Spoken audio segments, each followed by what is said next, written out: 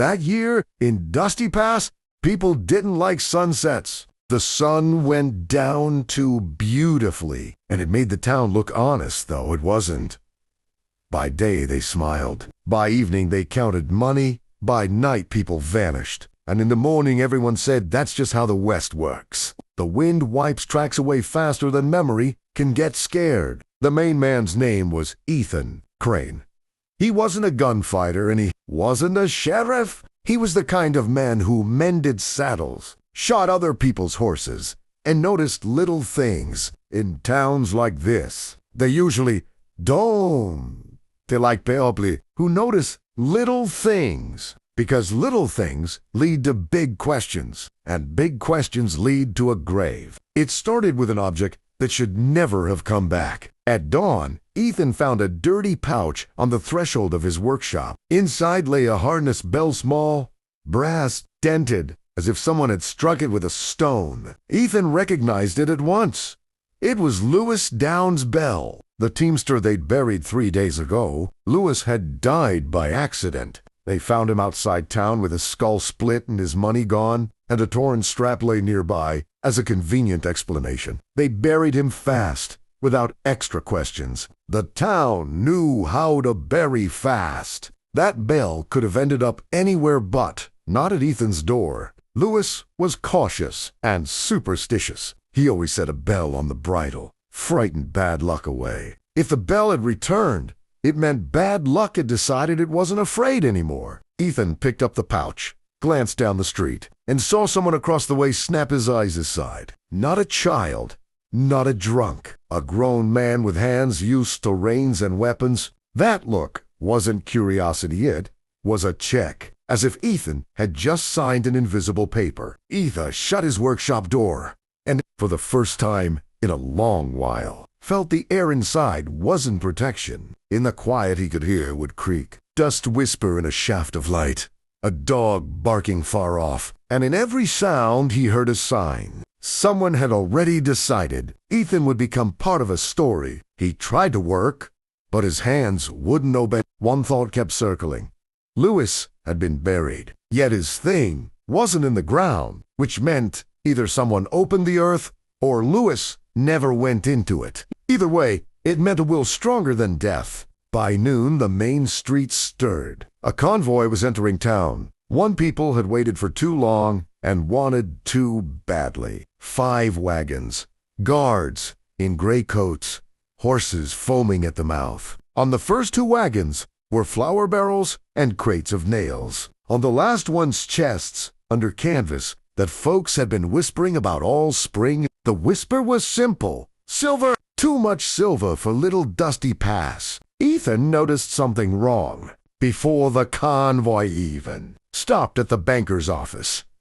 The guards rode in a way men don't ride when they're trying to deliver a load. They rode like men who already knew the load belonged to them. No tension, no anger, no constant scanning, just calm and level faces. As townsfolk gathered like birds over crumbs, Ethan spotted Sheriff Maddox. The sheriff stepped onto the porch, smiling, waving like he was greeting a holiday, but his eyes were different. Not festive glass. Ethan had seen eyes like that on people who'd made a choice and was simply waiting for that. ChoiceToPay.com. The celebration didn't last. First, someone screamed near the stables. Then a shotty cracked. Then the crowd twitched like a herd and spilled in every direction, not even sure what it was running from. And that's when Ethan saw the second wrong thing. The shots weren't random, they were precise. They were fired to scatter people without turning the street into a slaughterhouse. Slaughter wasn't the goal. Space was! Empty street around the convoy. 1 heartbeat later, several guards were at the last wagons. The canvas was yanked back, the chests already being pried open with prepared crowbars. Everything moved too smoothly to be arrayed. It was an operation. Ethan understood someone was using the town like a stage set. The crowd needed to shout, then panic, then vanish. And inside that panic, Both the silver and anyone who could speak the truth would disappear. He started toward his workshop, because his mind offered the only safe plan. Locked the door and waited out. But the bell in his pocket felt like a brand. Lewis wouldn't have left a sign for nothing. Lewis feared bad luck so. If he'd reached from the grave, it meant the bad luck had grown larger than his fear. Ethan didn't run home, and he didn't run to his workshop. He ran to the place people never looked. Behind the banker's office, to the narrow gap between a warehouse and the wall where crates lay rotting, and the air smelled of spoiled water. There was a back exit there, and there were rarely people there. But today there was a man in a gray coat. Ethan saw the man's back and knew he'd stepped into a trap, because men like that never stand by accident. Ethan cut hard, hopped a low fence, and landed in someone else's yard. Behind him came footsteps fast and certain. This wasn't pursuit for revenge. This was pursuit for control. Someone wanted Ethan not to reach whatever he might reach. He bolted through back gardens, vaulting buckets, barrels, torn ropes. A bullet punched wood beside him, warning. The next flew over his head closer. Ethan realized the shooter was playing with him like a cat plays with a mouse. Not killing at once, but driving him where they wanted. That's when he remembered the bell. It wasn't just a thing. It was a pointer. Lewis used to haul loads to the old stone quarry up north. There was a trail few people knew. A path through a dry wash that led to an abandoned storehouse. Lewis called that storehouse the empty chest and said it was a place you didn't timidal wait. Ethan understood.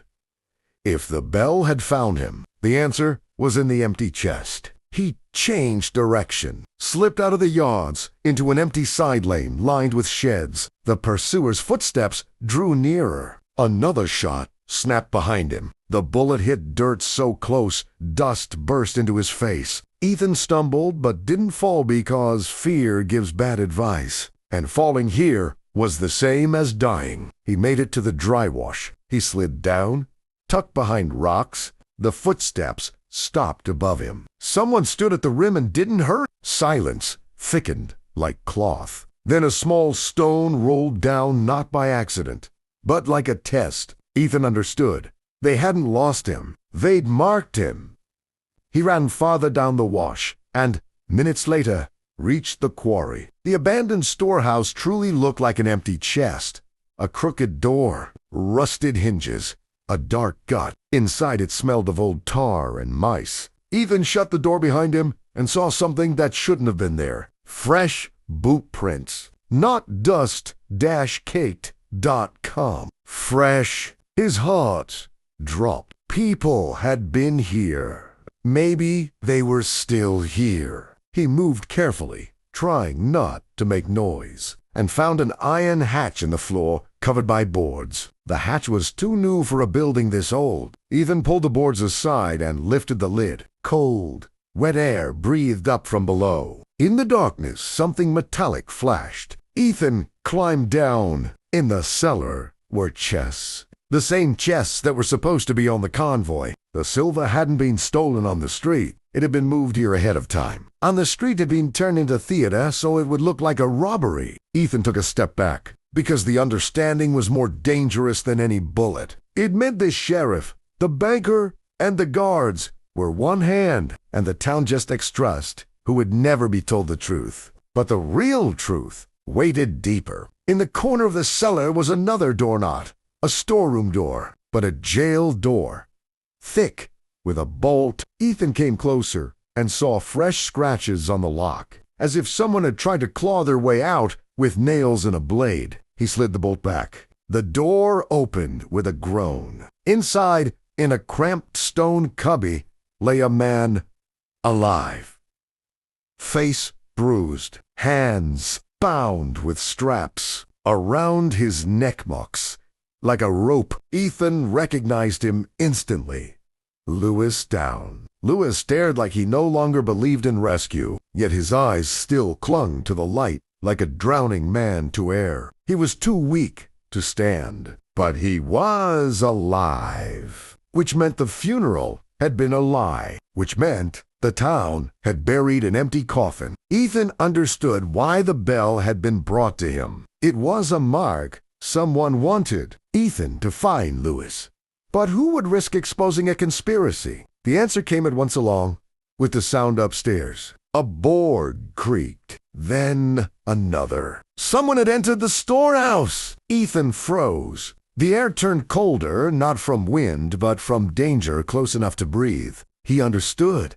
They'd driven him here on purpose. He'd found the chests, found the living dead man. Now they could do more than kill. They could fold him into a legend. He went where he shouldn't and vanished. Footsteps approached the hatch. The lid squealed. A thin beam of light fell into the cellar, and in that light appeared the shadow of a man in a hat. The shadow lingered, as if counting witnesses and weighing problems. Ethan did what heroes don't do, but living men do. He didn't charge. He grabbed Lewis under the shoulders and dragged him toward the far side of the cellar, toward a narrow ventilation niche Ethan had noticed by the draft of cold air. The niche led into an old shaft carved by the first prospectors. No one used it because they feared a collapse. But a collapse was better than a bullet. From above came a metallic click, someone readying a gun. Then a lantern dropped, struck stone, and lit the cellar. The light caught the chests, the jail door, the tracks. Now they knew he'd seen everything. Ethan shoved Lewis into the niche and squeezed in after him. Stone tore at his clothes.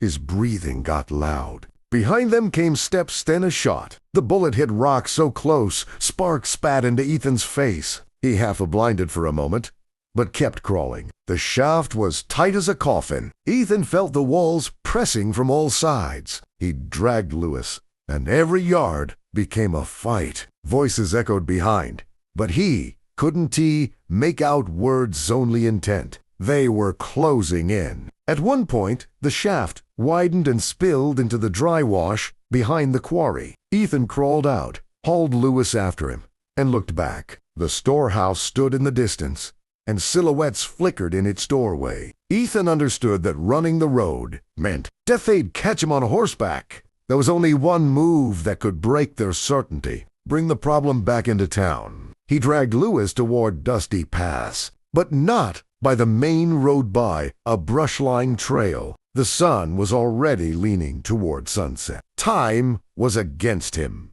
When the first houses appeared, the town was already thick with rumors about the attack on the convoy. People argued about where the silver went, who was to blame, who got hurt. The crowd gathered again near the banker's office, and the sheriff was preparing to play savior. Ethan hauled Lewis into the street right in front of them. Lewis was filthy, beaten, but alive. His eyes burned like there was one last match of truth inside them. The crowd fell silent, because the dead aren't supposed to walk. The sheriff stepped forward, and for a second his face lost its confidence. Only a second. But Ethan saw it, and when Ethan saw it, others did too. And that was where the next, most dangerous turn began. The sheriff realized the show was collapsing, and he needed a fast, final period. Not explanations, not persuasion. A period. The sheriff's hand moved toward his holster. Ethan understood the next second, decided everything. Either Lewis became proof, or he became another accident. Ethan stepped forward so his body shielded Lewis. The crowd gasped. Someone shouted. Someone's hand went to a gun because, when power wavers, people remember they can shoot too. The sheriff drew a shot crackage, but the bullet went wide. Because in the same instant, someone in the crowd struck the sheriff's arm. In every town, there's someone who's been waiting for the moment to switch sides. And when truth becomes profitable, it finds helpers. The street exploded into a crush shouting, elbows, panic, a second, shochi, a third. Ethan didn't see it all. He saw only this. Lewis clinging to his feet, trying to show the bound wrists, the rope marks on his neck, the bruises, everything. You couldn't explain with an accident. The crowd began to understand it had been lied to, And once a crowd understands that, it doesn't need a sheriff anymore. Ethan grabbed Lewis and pulled him away, toward the workshop toward, a place that could hide them for at least a minute. But the tension didn't loosen. At any moment, the quiet men could come the ones who didn't like crowds. The gray coats. Easem knew conspiracies rarely die on a public square. Conspiracies die in shadow when you take their air away. Inside the workshop, he locked the door and listened. Outside, the town roared. But through that roar, Ethan heard something else. Quick footsteps, not the herd, but individuals. Men walking straight to him, he understood. Now they'd come here, and their plan would be simply race witnesses, chests, tracks, make it so that by morning everyone believed the convenient story again. Not a gun, but wait. Lewis breathed hard. The sunset beyond the window turned red. The town screamed, and behind the door, the killer's silence was drawing near. Ethan knew. If the door opened, there would be no choices left. And then he heard it somewhere far off. Across the street, a familiar sound, bright as brass. Ah!